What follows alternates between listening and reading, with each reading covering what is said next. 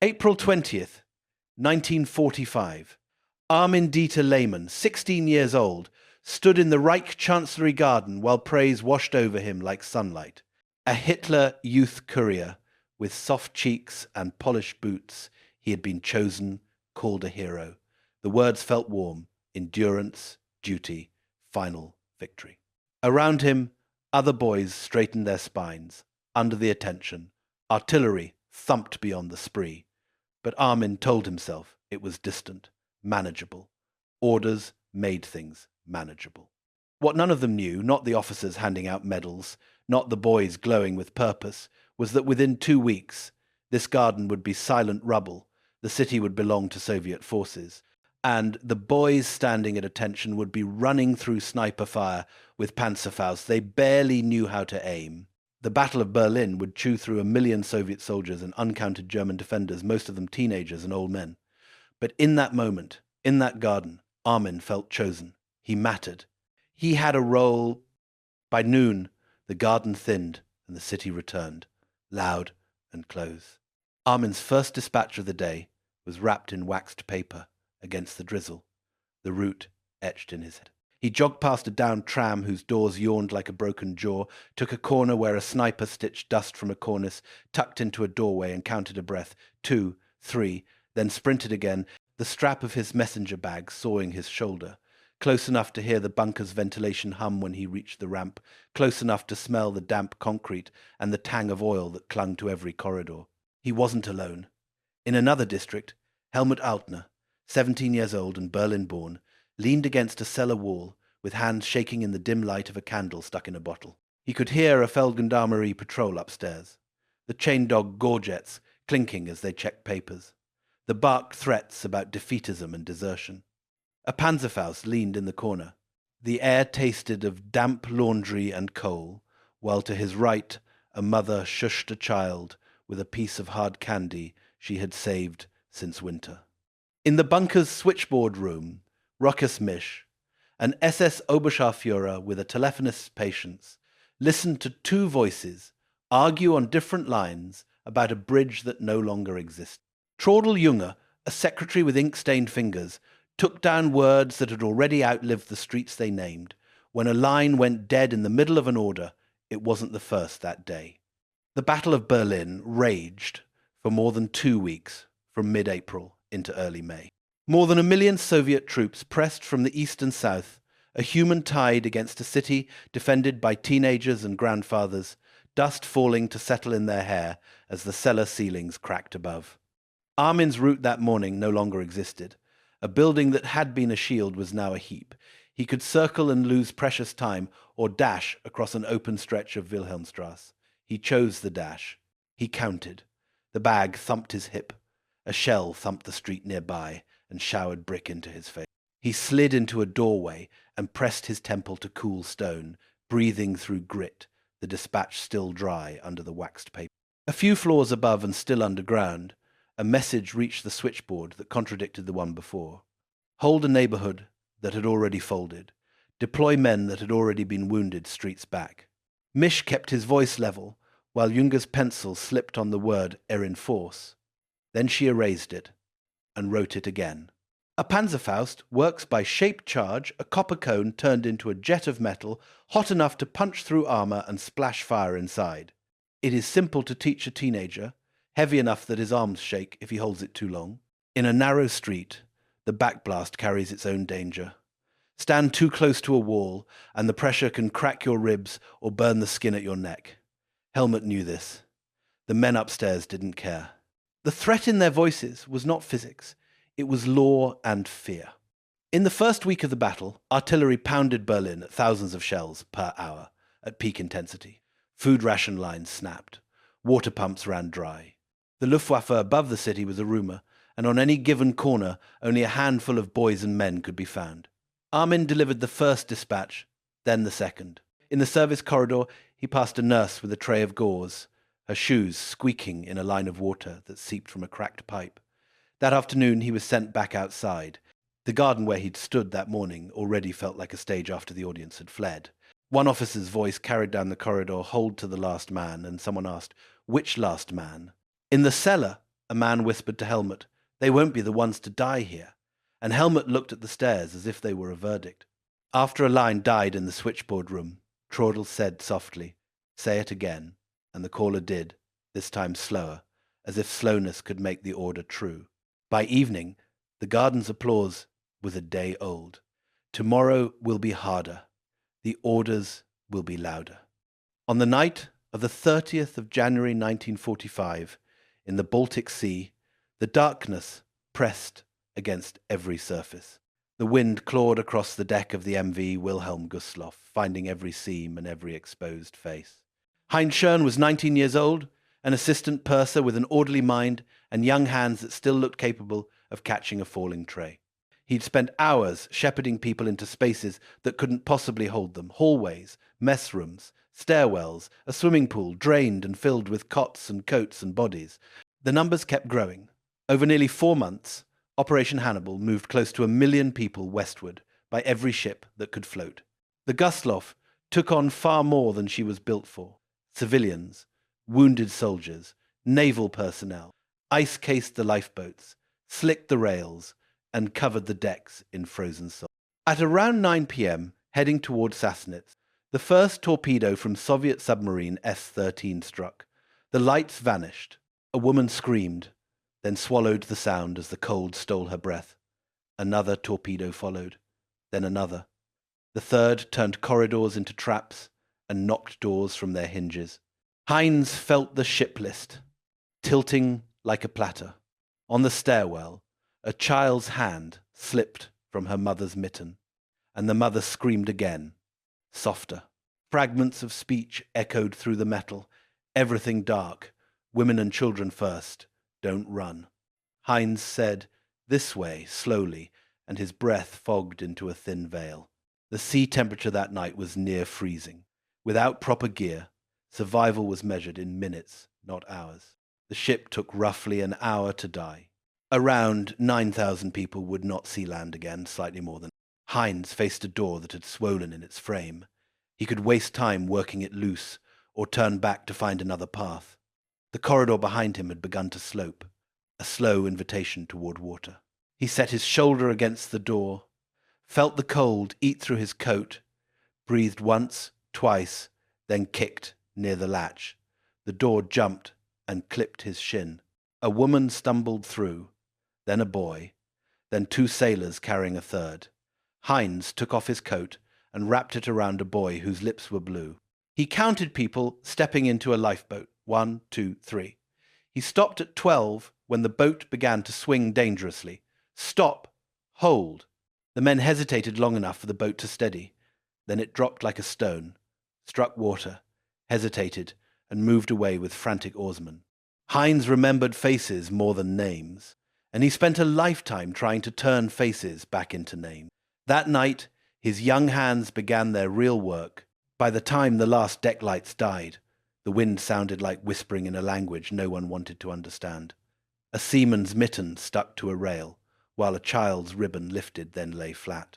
The ship rolled. Something heavy slid below with a groan that reverberated through the hull's ribs. Heinz glanced up and saw a star for a second in a split in the cloud. The sea claims its price in January. But others faced another kind of water. Another ocean they tried to survive inside a steel tube. They would go below next, and then come back up into the bunker corridors, where a phone grows quieter with each hour. Below the surface, the world is measured differently. Time becomes amperes.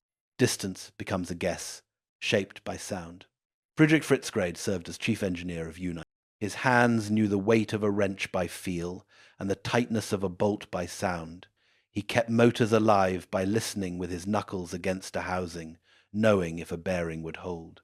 In the red-lit belly of the boat, sweat beaded on faces even in cold water, and the air tasted faintly of metal and batteries, of oil and breath. A ping came through the hull, high, clean, like a fork tapped against a glass in a far room, then another, then a pattern you could count between, like a metronome set by someone who wants to find you. The order for silent running slid down the boat like a sheet. Men moved slower than they needed to, holding tools like ideas. A drop of condensation found the seam in Fritz's collar and traced a cold finger down his spine. In 1944, Hundreds of German submarines were lost in the depths. Dozens more followed them as winter turned to spring in 1945. Air patrols circling above, improved radar that could pierce clouds, better convoy tactics, forward-thrown weapons like hedgehog mortars, and a net of listening posts made the ocean feel small. ASDIC, what the British called active sonar, worked like this. Send a sound pulse, listen for the bounce. If the return came quick and strong, the boat was near and presented a good target. The U-boat's counters were silence and water. Slow propellers so the cavitation bubbles stayed small. Smooth course changes balanced so it didn't creak. Batteries provided the heartbeat when the diesels were off. Every decision cost charge. A leak started as a whisper and became a sibilant rumour along a flange. A man pressed a rag against it, and his thumb felt the vibration of the sea. Fritz had a choice. Blow some ballast to take strain off the hull, rise a few meters and risk a better sonar return, or hold at depth and pray the gasket would survive until the pattern ran out. He asked for the battery read and did the math in his head the way a shopkeeper counts change. Holding was the call. The boat complained like an old house. The first depth charge pattern walked in from the side like a drunk looking for the right table. Then the second found the table and threw plates. Men held their ground. The navigator whispered numbers as if they could magic a safe space between blasts, while a machinist muttered that it wasn't for honor, it was to get home. Battery endurance, under silent running with a tired pack, stretches into hours, not days. Depth safety margins at the envelope are so narrow that even slight trim changes right a new fate. Convoys now sailed with destroyers that did not need to guess. Aircraft could arrive before your math finished. At almost the same hour, but a world away in Berlin, a phone line went dead in Traudl Junge's hand. She rewound the pencil in her hair and held the receiver to her ear as if she could will sound into it. In the next room, someone spoke of decisive counterattacks in a tone even the speaker did not believe. Rochus Misch switched to a backup line while listening to emptiness that had the quality of snow, the sound of 1,000 tiny dampenings that added up to silence. Lead-acid batteries give off hydrogen when overcharged or heavily discharged, and enclosed spaces hate hydrogen. Chlorine threatens when seawater meets battery acid from a cracked case. The boat trains its men to smell danger. The bunker does not. Fritz made the second decision when the ping rate changed. The searching ship had passed over and turned. The boat had two choices: creep away at a whisper and court asphyxiation in hope of clear water, or use a short burst of speed on what charge remained to reposition before the next pattern. He chose the burst. The deck plates thrummed like a plucked string. A cup rattled into a corner. A man cursed softly as his knuckles found a valve wheel. Then came the whisper again, stillness, and the boat became a thought you were trying not to think too loudly. A petty officer exhaled that if they lived, he would never boast again, and laughter died on his lips because laughter felt like an insult to probability. In the bunker, a secretary whispered that they should go, and an answer came not yet that held more habit than courage. The ocean had become smarter than the myth. The institution that bragged loudest about its hunters saw them turn into fish. While a boat tries to survive a science problem with men for variables, the city above is running out of sentiment and out of time. The phones will not stop dying. The orders will not stop contradicting streets that no longer exist. And inside a suite of rooms under a garden, people will make the most final decision of all. April 30th in Berlin, the city had stopped pretending to be a map. Every route was hand-drawn from memory and revised by the next explosion. In the bunker, the lighting carried that hospital pallor. Armin Lehmann's messenger bag had lost its stiffness. The leather had softened with sweat and rain and hands. Outside a door, he listened to voices on the other side, a phrase he could not quite make out, a scrape of chair legs, a sharp instruction, the quick step of someone doing as told. He looked at a clock he no longer trusted.